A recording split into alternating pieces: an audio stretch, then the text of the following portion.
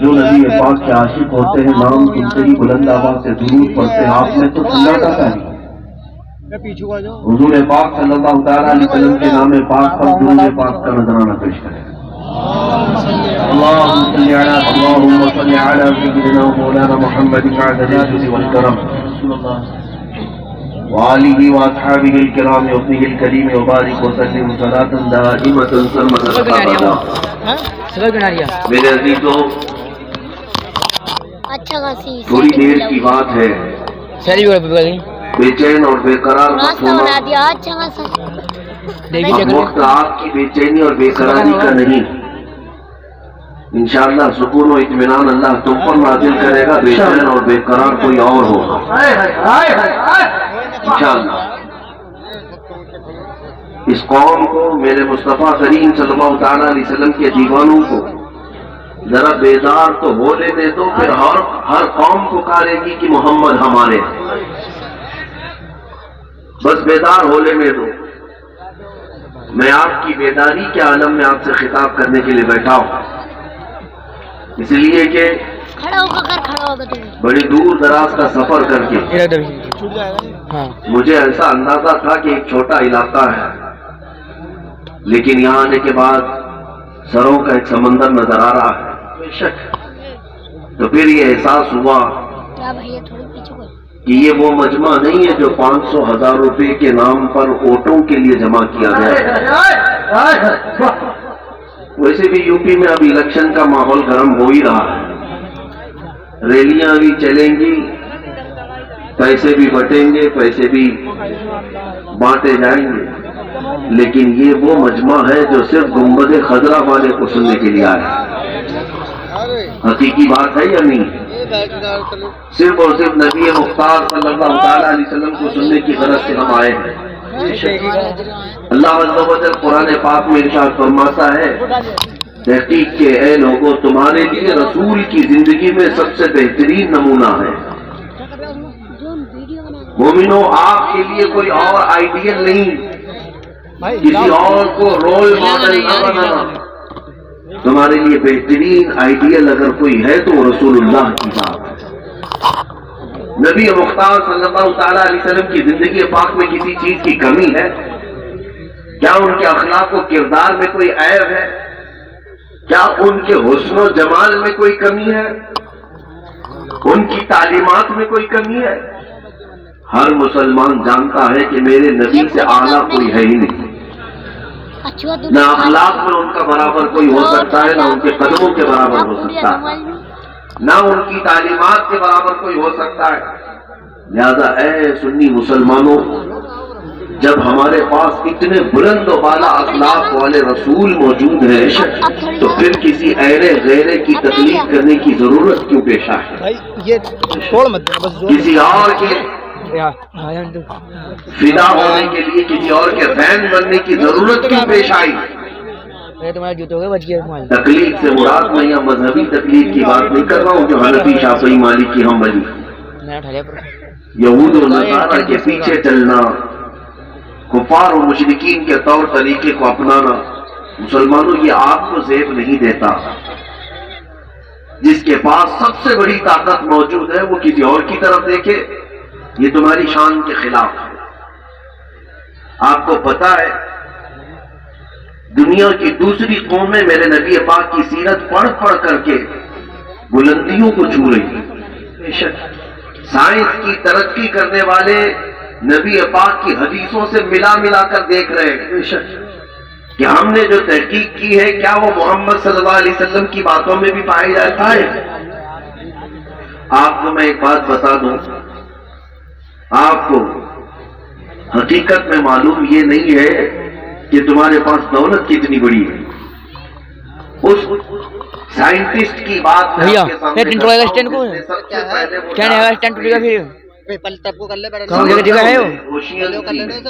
Atlantic ocean ایک ایسی جگہ ہے کہ ہاتھ بھی نکالو تو نظر نہیں آئے گا.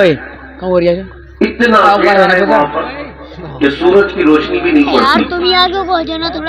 یہ سمندروں کے بیچوں بیچ ایک جگہ ایسی آتی ہے تو سب سے پہلے جس نے یہ جگہ کھوجا، تلاش کیا اور پھر آ کر کے قوم کو بتایا کہ سمندر میں میں نے ایک ایسی جگہ دیکھی ہے جہاں سورج کی روشنی پڑتی ہی نہیں اور اتنا اندھیرا ہے کہ آدمی اپنے ہاتھ کو بھی نہیں دیکھ سکتا۔ توجہ چاہتا ہوں 18ویں صدی میں اس نے یہ انکشاف کیا، تحقیق کر کے معلوم کیا۔ اب جب اس نے آ کر کے یہاں یہ بات بتائی، ایک عالم دین نے قرآن کی آیت پڑھ کر سنائی۔ اللہ تبارک و تعالیٰ قرآن پاک میں ارشاد فرماتا ہے سورہ نور میں، او کظلمات فی بحر اللجی یغشاہ موج من فوقہ موج من فوقہ سحاب ظلمات بعضها فوق بعض اذا اخرج یدہ لم یکد یراہا۔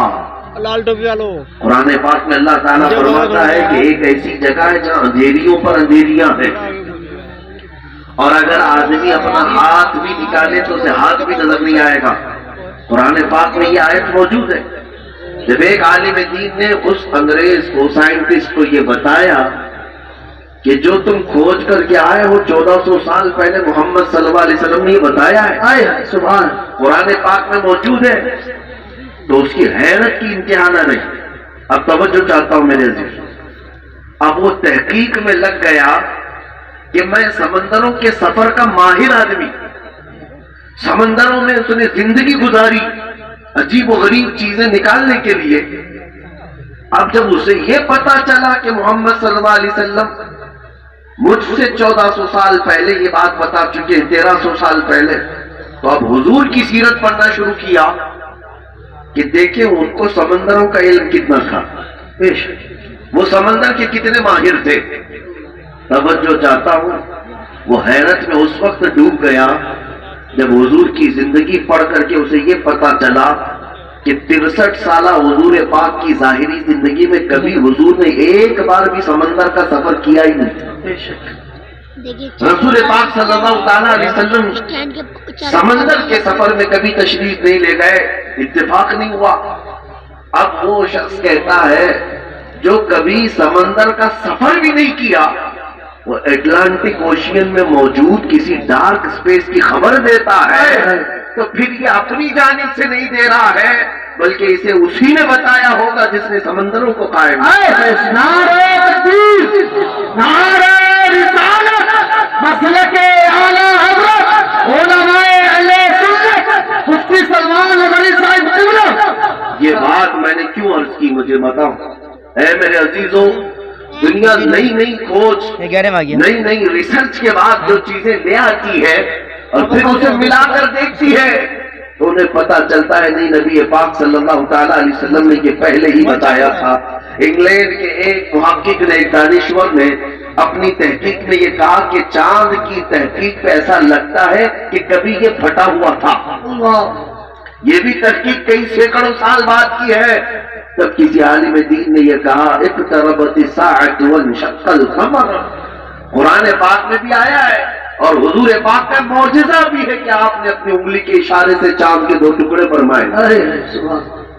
ان کو تحقیق 1000 سال کے بعد ہو رہی ہے، 1200 سال کے بعد انہیں پتا چلتا ہے۔ اب آپ کو میں بتاؤں، ایک ایمبریولوجی ایک علم ہے، ایمبریولوجی ڈاکٹریٹ کرنے والے لوگ جانتے ہوں گے، میڈیکل سائنس پڑھنے والے لوگ جانتے ہوں گے۔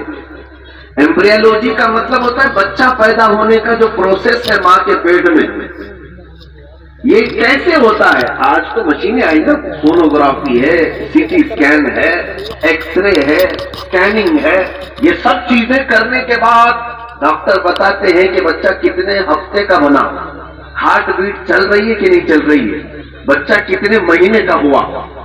یہ ایمبریولوجی کا علم جو آیا ہے یہ 15ویں صدی کے بعد آیا ہے، 15ویں صدی کے بعد آیا۔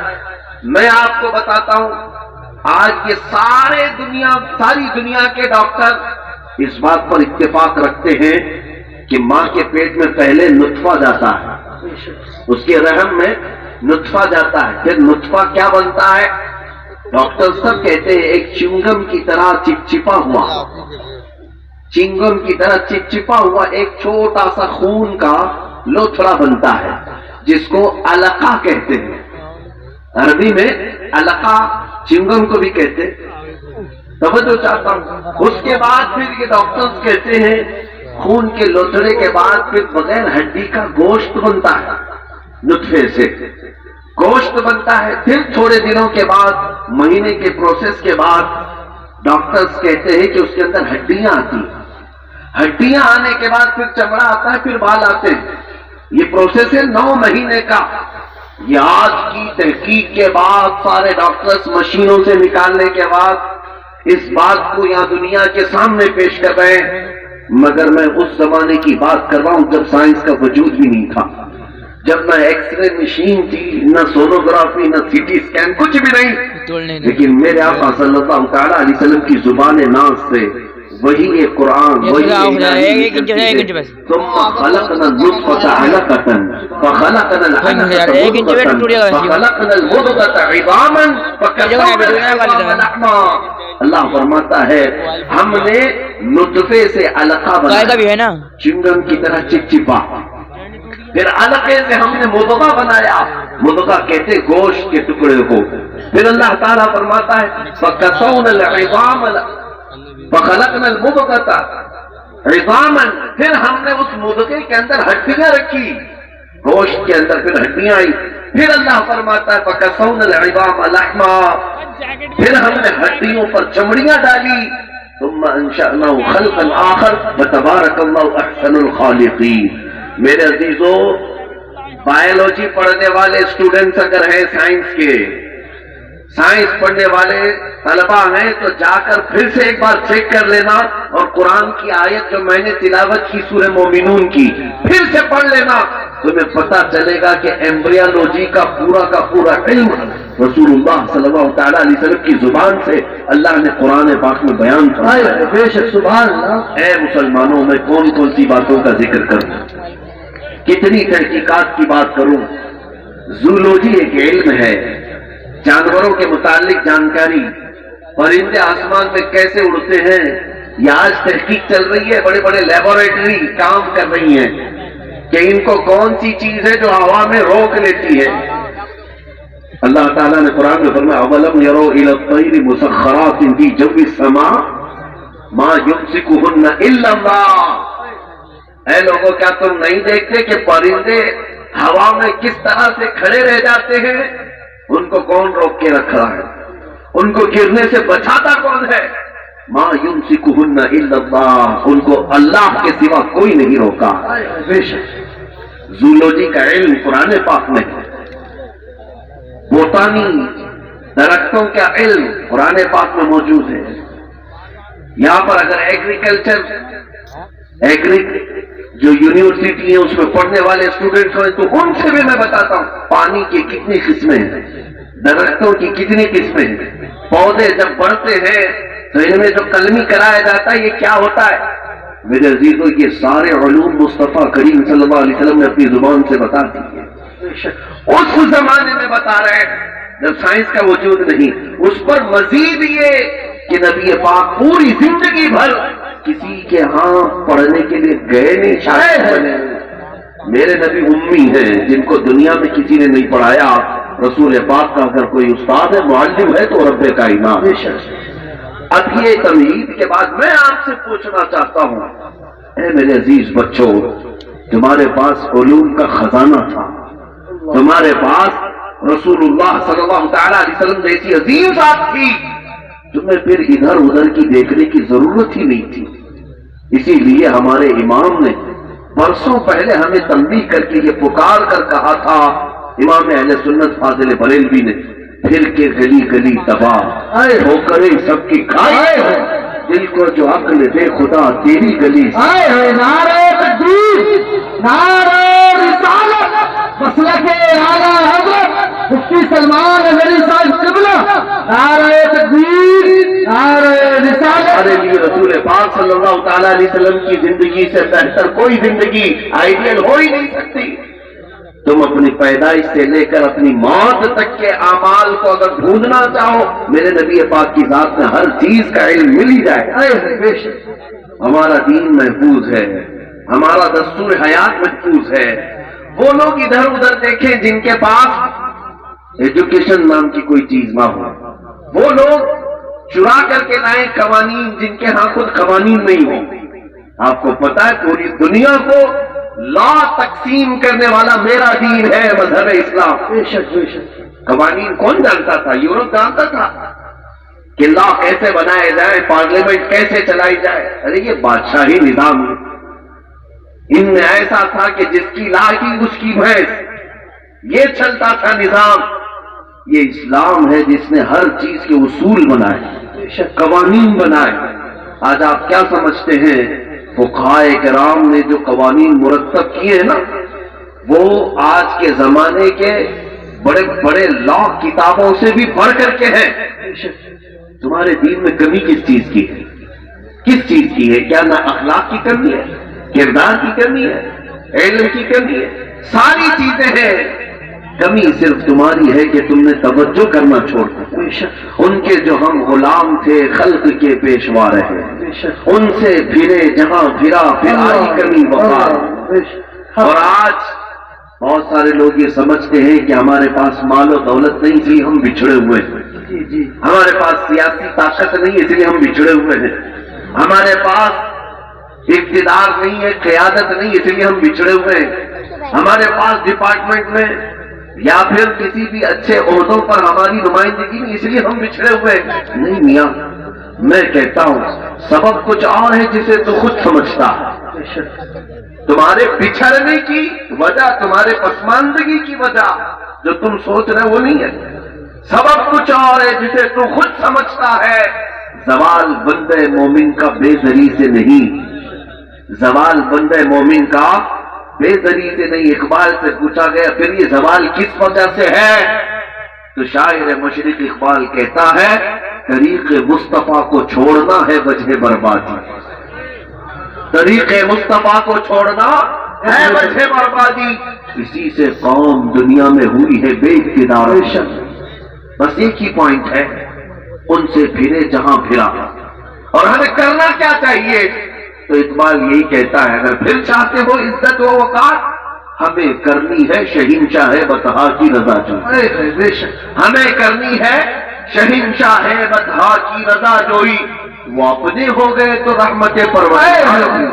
نعرہ تکبیر، نعرہ رسالت، نعرہ غوثیت، مسلک اعلیٰ حضرت، فیضان اعلیٰ حضرت، عشق محبت عشق محبت، بستی بستی قریہ قریہ، شہید اعظم کانفرنس حضرت علامہ سلمان غنی صاحب قبلہ، علماء اہل سنت. سبحان اللہ سبحان اللہ. میرے عزیزوں، مجھے افسوس اس بات کا ہے نوجوانوں کو لے کر کہ آج تم جس راستے پر چل پڑے، کیا یہ مدینے جانے والا راستہ ہے؟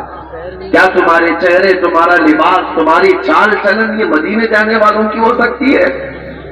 نبی پاک صلی اللہ تعالی علیہ وسلم سے محبت رکھنے والا کبھی کفار و مشرکین کی رضا کے لیے اپنے آپ کو نہیں بدلتا، کبھی غیروں کی رضا کے لیے اپنے چہرے چھلا کر گٹر نالیوں میں نہیں پھینکتا. آج لوگوں کو یہی تو تکلیف ہے. مولانا آپ آج جو کہہ رہے ہیں ہمیں 4 لوگوں میں اٹھنا بیٹھنا رہتا ہے، ہمارا بزنس ہے، ہماری تجارت ہے، جاب ہے، آپ کے کہنے کے مطابق کیا مولوی بن جائیں؟